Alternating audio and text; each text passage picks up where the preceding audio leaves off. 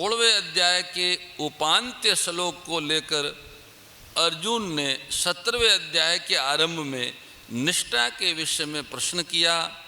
उत्तर में भगवान ने 3 प्रकार की श्रद्धा का वर्णन करते हुए अध्याय का विषय पूरा कर दिया।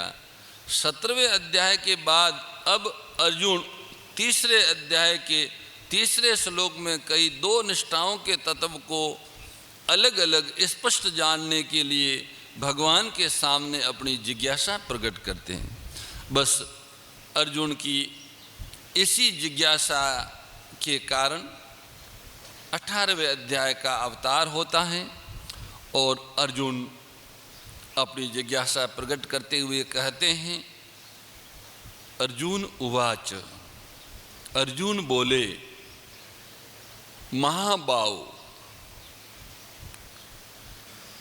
ऋषिकेश, हे महाबाहो, हे ऋषिकेश, हे केशिनी, मैं संन्यास और त्याग का तत्व अलग अलग जानना चाहता हूँ। संन्यास महाबाहो पृथक केशिनी शोधन, यह महाबाहो संबोधन सामर्थ्य का सूचक है। अर्जुन द्वारा इस संबोधन का प्रयोग करने का भाव यह है कि आप संपूर्ण विषय को कहने में समर्थ हैं, अतः मेरी जिज्ञासा का साधन आप इस प्रकार करें जिससे मैं विषय को सरलता से समझ सकूं। अर्जुन की इस जिज्ञासा के समाधान में भगवान ने जो जो बातें कही है उनके आधार पर अर्जुन के मन में आई हुई अन्य जिज्ञासाओं का भी अनुमान लगाया जा सकता है। संन्यास महाबाहो तत्वमिच्छामि वेदितुम, किसी भी कर्म के साथ में कर्तापन का भाव न रहना और बुद्धि का कहीं भी लिप्त न होना संन्यास कहलाता है। संन्यास किसे कहते हैं, इसका उत्तर ये, किसी भी कर्म के साथ कर्तापन न रहे और बुद्धि किसी कर्म में लिप्त न हो, उसी का नाम संन्यास है। सन्यासी कैसा होना चाहिए?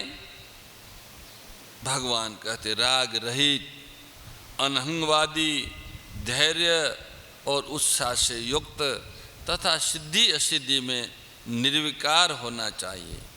सन्यास का साधन कैसा होना चाहिए? सात्विक बुद्धि वाला, वैराग्यवान, एकांत का सेवन करने वाला, इंद्रियों का नियमन करने वाला, शरीर वाणी मन को संयत करने वाला आदि होना चाहिए। सन्यासी के आचरण कैसे होने चाहिए? कर्तृत्वाभिमान और राग द्वेष से रहित होकर कर्म करना चाहिए। सन्यासी का भाव कैसा होना चाहिए? संपूर्ण विभक्त प्राणियों में, अलग अलग प्राणियों में केवल एक ही परमात्मा को देखना, एक ही परमात्मा है, ऐसा भाव होना चाहिए। सन्यास का फल क्या होता है? परमात्मा में प्रवेश होना। सन्यास का फल परमात्मा में प्रवेश है, परमात्मा के साथ अभिन्न होना है। त्यागश्च ऋषिकेश पृथक केशिनी सो, त्याग किसे कहते हैं? कर्म और कर्म फल की आसक्ति का त्याग करके कर्तव्य कर्म करना ही त्याग कहलाता है। त्यागी कैसा होना चाहिए? कर्म फल का त्यागी ही त्यागी होता है। त्याग का साधन कैसा होना चाहिए? कर्म और फल की आसक्ति का त्याग ही त्याग का साधन है। त्यागी के आचरण कैसे होने चाहिए? अकुशल कर्म से द्वेष न करना और कुशल कर्म में आसक्त न होना, यही त्यागी के आचरण है। त्यागी का भाव कैसा होना चाहिए? कर्तव्य मात्र करना, बस अपने को तो सेवा करनी है। मैं सेवक सचराचर रूप स्वामी भगवंत, मैं सेवक हूँ और ये चराचर स्वरूप भगवान का स्वरूप है। इनको सुख पहुँचाना, इनकी पूजा करना मेरा कर्तव्य है। इसके अतिरिक्त त्यागी का और कोई भाव नहीं होना चाहिए। इस तरह से अर्जुन ने जब भगवान से प्रश्न किया कि मुझे त्याग और सन्यास दोनों अलग अलग बताओ, तो भगवान आगे उनको बताएंगे। पर उसके पहले अर्जुन जो जिज्ञासा प्रकट कर रहे हैं, वैसे भी हमको कोई जिज्ञासा हो, कुछ समझना हो, तो वो दो प्रकार के प्रकट की जाती हैं। एक तो अपने आचरण में लाने के लिए, हमको कुछ सीखना है, समझना है, सुनना है, तो अपने जीवन में उतारने के लिए सुनना है। ऐसा सुनने के लिए, ऐसा समझने के लिए जो भाव होता है, जिज्ञासा होती है, कि ये पहली जिज्ञासा है। दूसरी जिज्ञासा सिद्धांत को समझने के लिए है। जो केवल पढ़ाई करने के लिए, सीखने के लिए सिद्धांत को समझते हैं, वे केवल पुस्तकों के विद्वान बन सकते हैं, नई पुस्तकें भी बना सकते हैं, पर अपना कल्याण नहीं कर सकते। जो पहली जिज्ञासा है अपने आचरण में लाने की, अपने कल्याण में लाने की, अपने कल्याण के लिए जो सत्पुरुषों से जिज्ञासा करते हैं, उनको कल्याण होता है, उनका कल्याण होता है, उन्हें कल्याण की प्राप्ति होती है। और वे बड़ी श्रद्धापूर्वक सत्शास्त्रों को पढ़ते हैं, सुनते हैं, और सत्पुरुषों की वाणी भी बड़ी श्रद्धा से पढ़ते और सुनते हैं। वास्तव में जो जिज्ञासु होता है, वास्तव में जो अपना कल्याण चाहता है, वास्तव में जो मुमुक्षु होता है, वास्तव में जो भक्त होता है, वास्तव में जो साधक होता है, वो पूर्ण श्रद्धा के साथ सब कुछ जानते हुए भी बारंबार शास्त्रों का श्रवण, मनन, पठन और सत्पुरुषों का सत्संग प्राप्त करता रहता है। निरंतर उन्हें सत्संग और सत्शास्त्रों का श्रवण पठन प्रिय लगता है।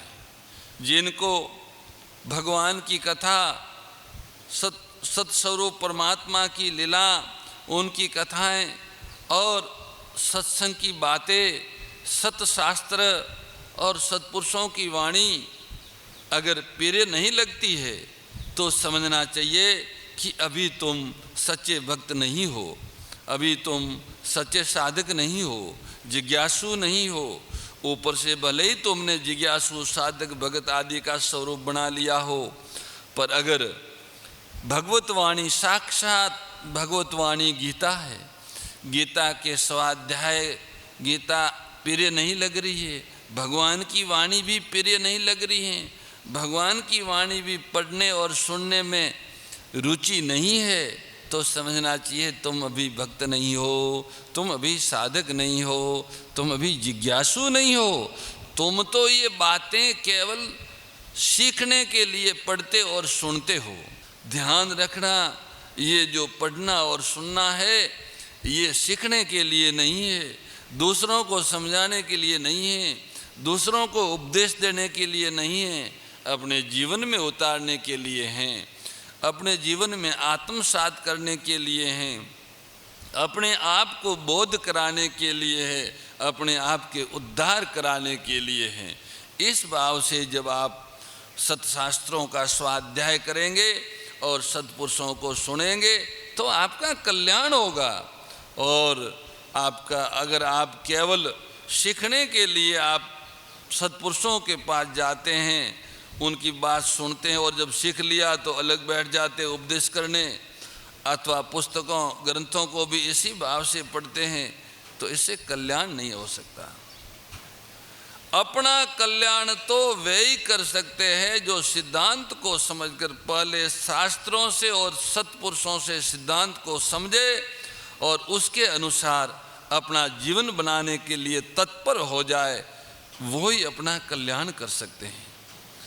दूसरों को ज्ञान देने की कामना से जो सुनते और पढ़ते हैं, वो अपना कल्याण नहीं कर सकते। वो तो दंभ है और अहंकार को बढ़ाने वाला है, आसुरी दुर्गुणों को बढ़ाने वाला है। सुन लेना,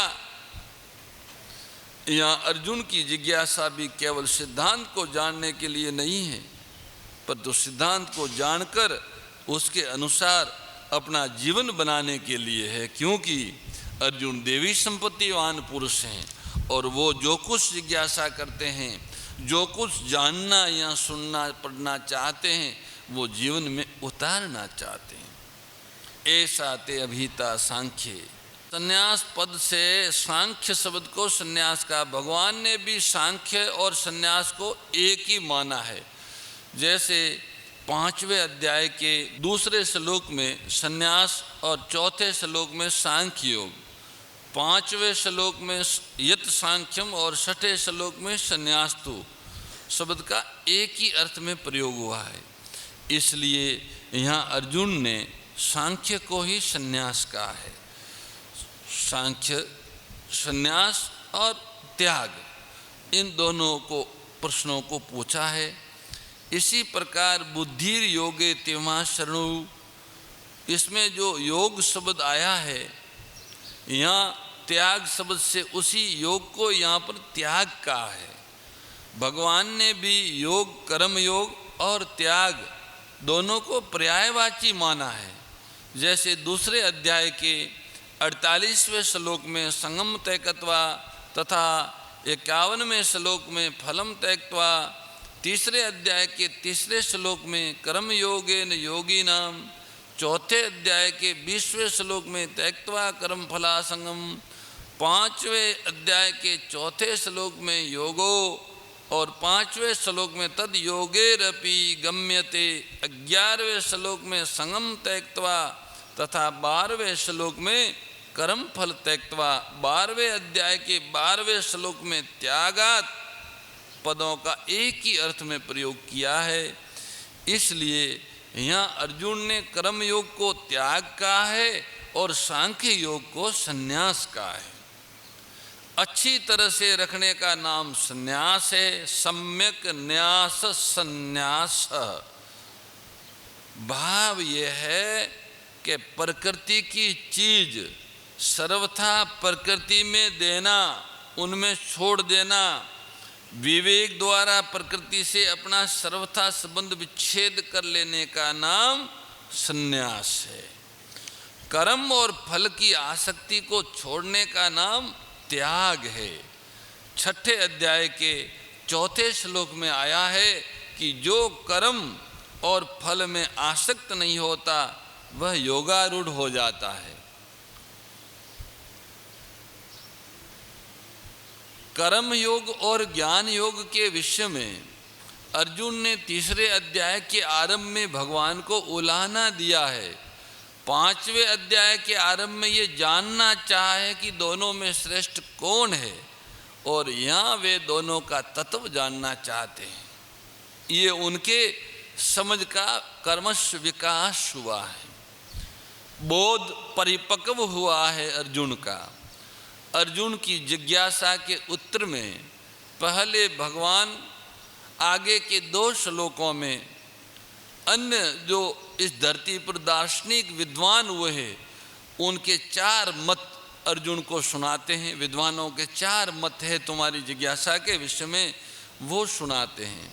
श्री भगवान उवाच काम्यानां कर्मणां न्यासं संन्यासं कव्यो विदुः सर्वकर्म फल त्यागम पराउस्त्यागम विचक्षणः त्याज्यम दोषवदित्ये के कर्म प्राहुर मनीषिणः यज्ञ दान तपः कर्म न त्याज्यमिति चापरे।